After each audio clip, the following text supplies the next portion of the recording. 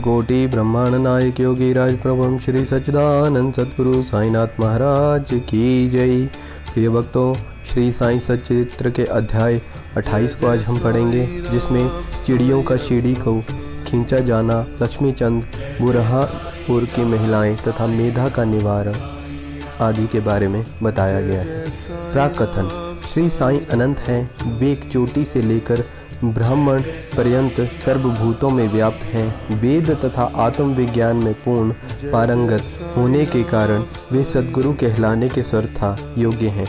चाहे कोई कितना ही विद्वान क्यों ना हो, परंतु यदि वह अपने शिष्य की जागृति कर उसे आत्म स्वरूप का दर्शन न करा सके, तो उसे सद्गुरु के नाम से कदापि संबोधित नहीं किया जा सकता। साधारणतः पिता केवल उस नश्वर शरीर का ही जन्मदाता है, परंतु सद्गुरु तो जन्म और मृत्यु दोनों से ही मुक्ति करा देने वाले हैं। अतः वे अन्य लोगों से अधिक दयावंत हैं। श्री साईं बाबा हमेशा कहा करते थे कि मेरा भक्त चाहे 1000 कोस दूरी पर क्यों ना हो, वे सीढ़ी को ऐसा खींचा चला आता है जैसे धागे से बंधी हुई चिड़ियाँ खींचकर स्वयं ही आ जाती हैं। और इस अध्याय में ऐसी ही 3 चिड़ियों का वर्णन किया गया है। लाला लक्ष्मीचंद, ये महानुभाव बम्बई के श्री वेंकटेश्वर प्रेस में नौकरी करते थे। वहाँ से नौकरी छोड़कर वे रेलवे विभाग में आए और फिर वे मेसर्ज रैली ब्रदर्स एंड कंपनी में मुंशी का कार्य करने लगे। उनका सन 1910 में श्री साईं बाबा से संपर्क हुआ। बड़े दिन से लगभग 1 या 2 माह पहले सांता क्रूज में उन्होंने स्वरूप में एक दाढ़ी वाले वृद्ध को देखा जो चारों ओर से भक्तों से घिरा हुआ था। कुछ दिनों के पश्चात वे अपने मित्र श्री दत्तात्रेय मंजूनाथ बिजुर के यहाँ दासगणु का कीर्तन सुनने गए। दासगणु का यह नियम था कि वे कीर्तन करते समय सम्मुख श्री साईं बाबा का चित्र रख लिया करते थे। लक्ष्मीचंद को यह चित्र देखकर महान आश्चर्य हुआ, क्योंकि स्वप्न में उन्हें कि जिस वृद्ध के दर्शन हुए थे उनकी आकृति भी ठीक इस चित्र के अनुरूप ही थी। इससे वे इस निष्कर्ष पर पहुंचे कि स्वरूप में दर्शन देने वाले स्वयं शिरडी के श्री साईनाथ समर्थ के अतिरिक्त और भी कोई नहीं है।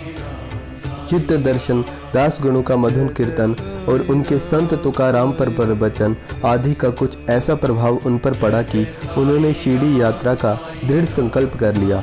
भक्तों को चिरकाल से ही ऐसा अनुभव होता आया है कि जो सद्गुरु तथा अन्य किसी आध्यात्मिक ज्ञान की खोज में निकलता है, उसकी ईश्वर सदैव सहायता करते हैं। उसी रात्रि को लगभग 8 बजे उनके एक मित्र शंकर राव ने उनका द्वार खटखटाया और पूछा कि क्या हमारे साथ शिरडी चलने को तुम तैयार हो। लक्ष्मीचंद के हर्ष का पारावार न रहा और उन्होंने तुरंत ही शिरडी चलने का निश्चय कर लिया। एक मारवाड़ी से 15 रुपये उधार लेकर अन्य आवश्यक प्रबंध कर उन्होंने शिरडी को प्रस्थान कर दिया। रेलगाड़ी में उन्होंने अपने मित्र के साथ कुछ देर भजन भी किया। उसी डिब्बे में 4 यवन यात्री बैठे थे जो शिरडी के समीप ही अपने अपने घरों को लौट रहे थे।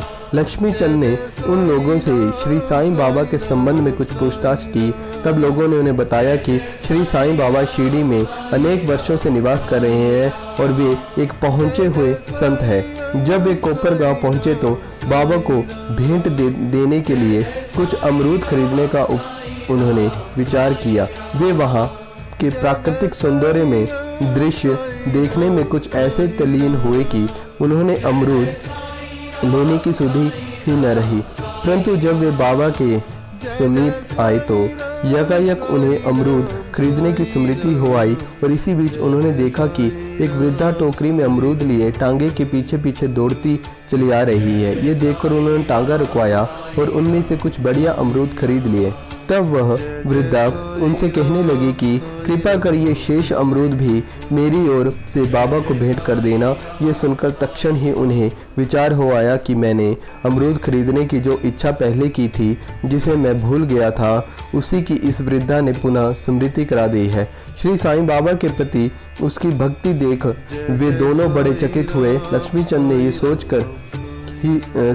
ये सोचकर ही हो सकता है कि स्वप्न में जिस वृद्ध के दर्शन मैंने किए थे उनकी ये कोई रिश्तेदार हो। वे आगे बढ़े।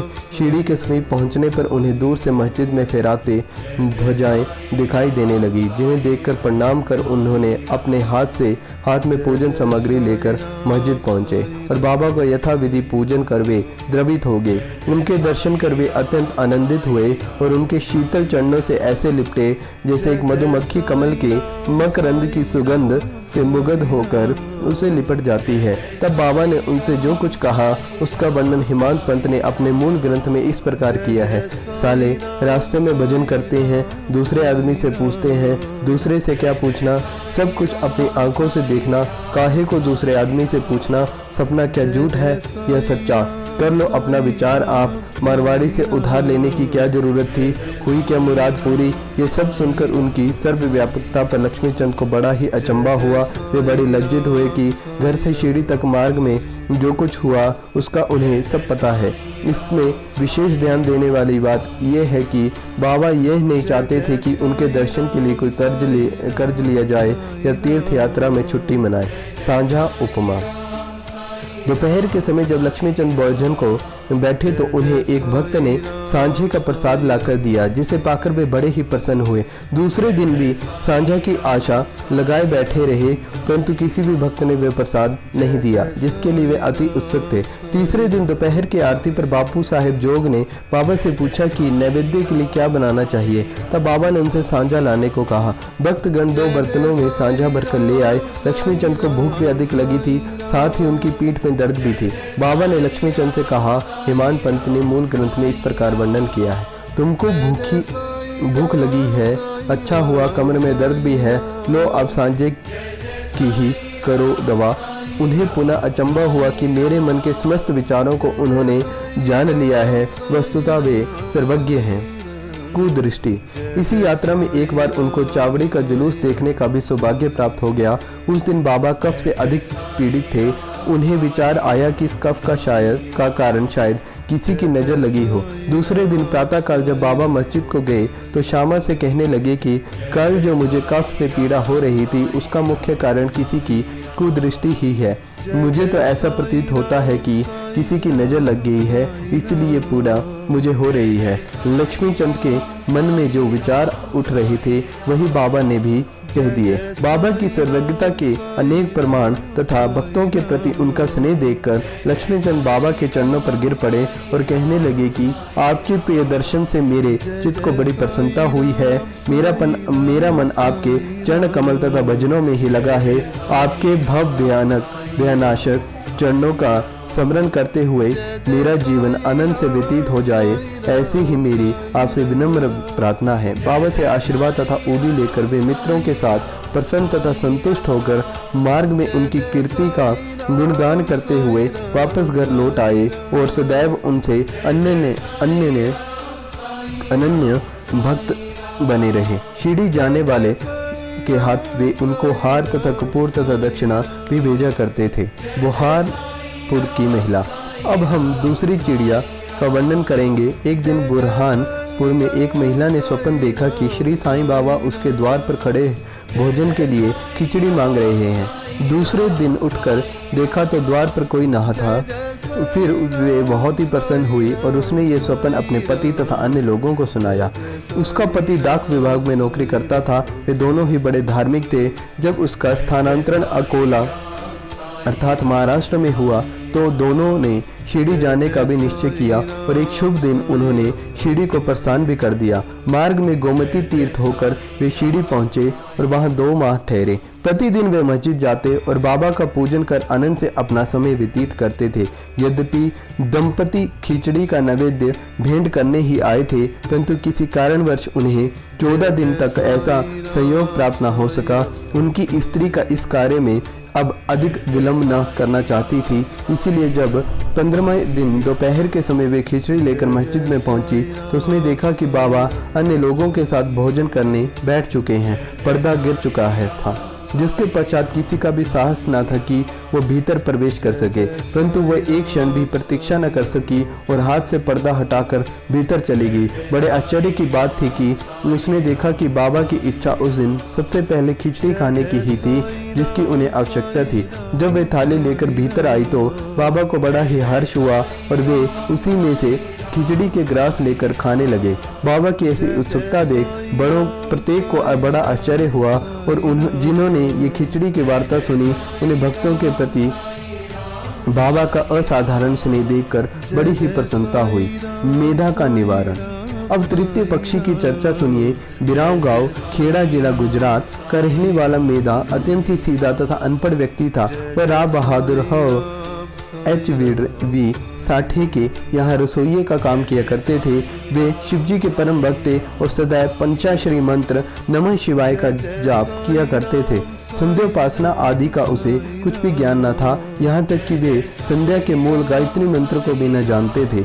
राव बहादुर साठे का उस पर अत्यंत ही स्नेह था, इसलिए उन्होंने उसे संध्या की विधि तथा गायत्री मंत्र की शिक्षा दी। साठे साहब ने श्री साईं बाबा को शिवजी का साक्षात अवतार बतलाकर उसे शिरडी भेजने का निश्चय किया, किंतु साठे साहिब से पूछने पर उन्होंने बतलाया कि श्री साईं बाबा तो यवन है, इसलिए मेधा ने सोचा कि शिरडी में यवन को प्रणाम करना पड़े, ये बात अच्छी नहीं है।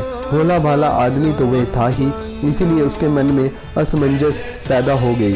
तब उसने अपने स्वामी से प्रार्थना की कि कृपा कर मुझे ये वहाँ न भेजे, परंतु साठे साहेब कहाँ मानने वाले थे। उनके सामने मेधा की एक न चली। उन्होंने उसे किसी प्रकार शिरडी भेज ही दिया और उसके द्वार पर अपने ससुर गणेश दामोदर उपनाम दादा केलकर को जो शिरडी में ही रहते थे एक पत्र भेजा कि मेधा का परिचय बाबा से करा देना। शिरडी पहुंचने पर जब वे मस्जिद में घुसा तो बाबा अत्यंत क्रोधित हो गए और उन्होंने उसे मस्जिद में आने से मना कर दिया। वे गर्जन कर कहने लगे, इसे बाहर निकालो। फिर माता की ओर देखकर कहने लगे कि तुम तो एक उच्च कुलीन ब्राह्मण हो और मैं निम्न जाति का एक यवन हूँ, तुम्हारी जाति भ्रष्ट हो जाएगी, इसलिए यहाँ से बाहर निकल जाओ। ये शब्द सुनकर मेधा कांप उठा और उसे बड़ा ही विस्मय हुआ कि जो कुछ उसके मन में विचार उठ रहे थे उन्हें बाबा ने कैसे जान लिया। किसी प्रकार वे कुछ दिन वहां ठहरा और अपनी इच्छा अनुसार सेवा भी करता रहा, परंतु उसकी इच्छा तृप्त न हुई। फिर भी वे घर लौट आया और वहां से त्र्यंबकम को चला गया। वर्ष भर के पश्चात पुनः शिरडी आया और इस बार दादा केलकर के कहने से उसे मस्जिद में रहने का अवसर भी प्राप्त हो गया।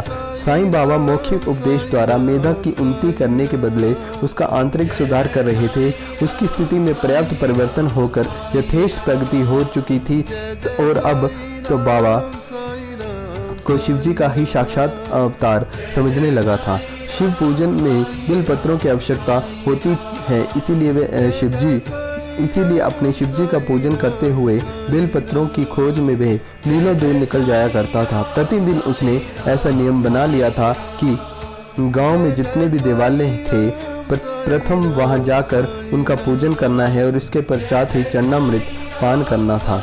एक बार ऐसा ही हुआ कि खंडोबा के मंदिर के द्वार बंद थे, इस कारण वे बिना पूजन किए ही वहां से लौट आया और जब वह मस्जिद में आया तो बाबा ने उसकी सेवा स्वीकार न की तथा उसे पुनः वहां जाकर पूजन कर आने को कहा और उसे बतलाया कि मंदिर के द्वार खुल गए हैं। मेधा ने जाकर देखा कि सचमुच मंदिर के द्वार खुले थे और जब उसने लौटकर यथाविधि पूजा की तब कहीं बाबा ने उसे पूजन करने की अनुमति दी। गंगा स्नान। एक बार मकर संक्रांति के अवसर पर मेधा ने विचार किया कि बाबा को चंदन का लेप करूं तथा गंगा जल से उन्हें स्नान कराऊं। बाबा ने पहले तो इसके लिए अपनी स्वीकृति न दी, परंतु उसकी लगातार प्रार्थना के उपरांत उन्होंने किसी प्रकार स्वीकार कर लिया। गोदावरी नदी का पवित्र जल नहाने के लिए मेधा को 8 कोस का चक्कर लगाना पड़ा और वह जल लेकर लौट आया और दोपहर तक पूर्ण व्यवस्था कर ली।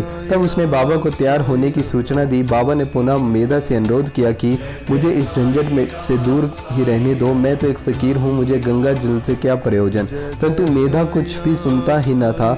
मेधा की तो यह दृढ़ धारणा थी कि शिवजी गंगा जल से अधिक प्रसन्न होते हैं, इसीलिए ऐसा शुभ पर्व पर अपने शिवजी को स्नान कराना हमारा परम कर्तव्य है। अब तो बाबा को सहमत होने ही पड़ा और नीचे उतार कर वे एक लकड़ी के तख्त पर बैठ गए और अपना मस्तक आगे करते हुए कहने लगे कि अरे मेधा, कम से कम इतनी कृपा तो करना, केवल मेरे सिर पर ही पानी डालना। सिर शरीर का प्रधान अंग है और उस पर पानी डालना ही पूरे शरीर पर पानी डालने के सदृश है। मेधा ने अच्छा अच्छा कहते हुए बर्तन उठाकर सिर पर पानी डालना शुरू कर दिया। ऐसा करने से उसे इतनी प्रसन्नता हुई कि वह ऊंचे स्वर में कहने लगा, हर हर गंगे कहते हुए समूचे बर्तन का पानी बाबा के संपूर्ण शरीर पर उड़ेल दिया और फिर पानी का बर्तन एक ओर रखकर वे बाबा की ओर निहारने लगा। उसने देखा कि बाबा का तो केवल सिर ही भीगा है और शेष भाग ज्यों का त्यों बिल्कुल ही सूखा है। ये देखकर उसे बड़ा ही आश्चर्य हुआ। त्रिशूल तथा पिंडी। मेधा बाबा को 2 स्थानों पर पूजा करता था। पहले वो मस्जिद में और फिर वे वाड़े में नाना साहिब चंदोरकर द्वारा प्राप्त उनके बड़े चित्र को। इस प्रकार यह क्रम 12 मास तक चलता रहा। बाबा ने उसकी भक्ति तथा विश्वास दृढ़ करने के लिए उसे दर्शन भी दिए। एक दिन प्रातः काल मेधा जब अर्ध निद्रावस्था में अपनी छाया पर पड़ा हुआ था, तभी उसे अनेक दर्शन हुए। बाबा ने उसे जागृति जानकर अक्षत फेंके और कहा कि मेधा त्रिशूल लगाओ। इतना कहकर वे अदृश्य हो गए। उनके शब्द सुनकर उसे इतनी उत्सुकता से अपनी आंखें खोली, परंतु देखा कि कोई भी नहीं है। वे अक्षत ही यहाँ वहाँ बिखरे पड़े थे। तब वे उठकर बाबा के पास गया और उन्हें अपना स्वप्न सुनाने के पश्चात उसने उन्हें त्रिशूल लगाने की आज्ञा मांगी। बाबा ने कहा कि क्या तुमने मेरे शब्द नहीं सुने कि त्रिशूल लगाओ? वे कोई स्वप्न नहीं बनना, मेरे प्रत्यक्ष आज्ञा थी। मेरे शब्द सदैव अर्थपूर्ण होते हैं, थोड़े पोचे नहीं। मेधा कहने लगी कि आपने दया कर मुझे निद्रा से तो जागृत कर दिया है, परंतु सभी द्वार पूर्वत ही बंद देखकर मैं मौनमती भ्रमित हो उठा कि कहीं स्वप्न तो नहीं देख रहा था। बाबा ने आगे कहा कि मुझे प्रवेश करने के लिए किसी द्वार की आवश्यकता नहीं है, न कोई रूप की ही न ही कोई अंत की। मैं सदैव सर्वभूतों में व्याप्त हूँ। मुझ पर विश्वास रखकर सतता मेरी ही चिंतन करता है। उसके सब कार्य मैं स्वयं ही करता हूँ और अंत में उसे श्रेष्ठ गति देता हूँ। मेधा बाड़े को लौट आया और बाबा के चित्र के समीप ही दीवार पर एक लाल त्रिशूल खींच दिया। दूसरे दिन एक रामदासी भक्त पुणे से आया। उसने बाबा को प्रणाम कर शंकर की एक पिंडी भेंट की और उसी समय मेधा भी वहां पहुंचे। तब बाबा उसने कहने लगे कि देखो शंकर भोले आ गए हैं, अब उन्हें संभालो। मेधा ने पिंडी को देखा तो उसे महान विस्मय हुआ। वे बाड़े में आया। इस समय काका साहिब दीक्षित स्नान के पश्चात सिर पर तौलिया डाले साईं नाम का जप रहे थे। तभी उन्होंने ध्यान में एक पिंडी देखी जिससे उन्हें कौतूहल सा हो गया था। उन्होंने सामने से मेधा को आते देखा। मेधा ने बाबा द्वारा प्रदत्त वे पिंडी काका साहिब दीक्षित को दिखाई। पिंडी ठीक वैसे ही थी जैसे कि उन्होंने कुछ घड़ी पूर्व ध्यान में देखी थी। कुछ दिनों में जब त्रिशूल का खींचना पूर्ण हो गया तो बाबा ने बड़े चित्र के पास ही उस पिंडी की स्थापना कर दी और मेधा को शिव पूजन से बड़ा ही प्रेम था। त्रिपुंड खींचने का अवसर देखकर पिंडी की स्थापना कर बाबा ने उसका विश्वास दृढ़ कर दिया और इस प्रकार कई वर्षों तक लगभग दोपहर और संध्या को नियमित आरती तथा पूजा कर सन 1912 में मेधा परलोकवासी हो गई। बाबा ने उसके मृत शरीर पर अपना हाथ फेरते हुए कहा कि ये मेरा सच्चा भक्त था। फिर बाबा ने अपने खर्च से उसकी मृत्यु भोज ब्राह्मणों को दिए जाने की आज्ञा दी और इसका पालन काका साहिब दीक्षित ने किया। तो प्रिय भक्तों, श्री साईं बाबा की कृपा से और उनकी ही आज्ञा से हमने इस अध्याय को भी पूर्ण कर लिया है। बोलिए श्री सच्चिदानंद सद्गुरु साईनाथ महाराज की जय।